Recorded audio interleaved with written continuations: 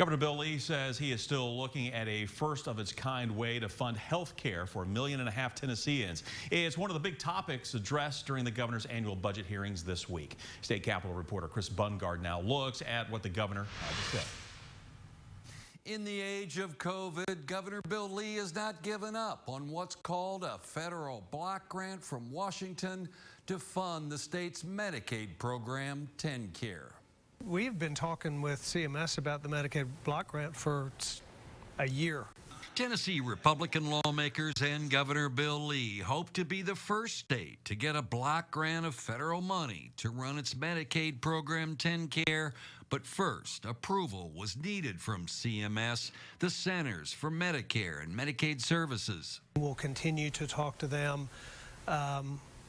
We hope that happens, but we haven't stopped those conversations, and we won't stop them. The idea is that Tennessee could run its Medicaid program more efficiently at less expense with federal money as a yearly block grant instead of the current match system. At his budget hearings this week, the governor lauded the TennCare agency. We run one of the most, as I've learned, one of the most efficient Medicaid programs in America.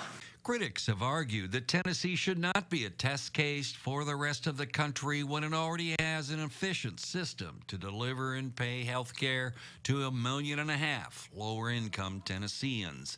Instead, Democrats have long argued the state should expand its Medicaid program to cover more Tennesseans, with money still on the table from the Affordable Care Act or Obamacare. Bottom line, few expect any movement on the TennCare funding change as long as the country remains in the grips of COVID-19. Reporting from Nashville, Chris Bungard. All right, Chris, thank you. TennCare's $12 billion yearly cost accounts for about 30% of Tennessee's state budget. Nearly 2/3 of that $12 billion comes from the federal government.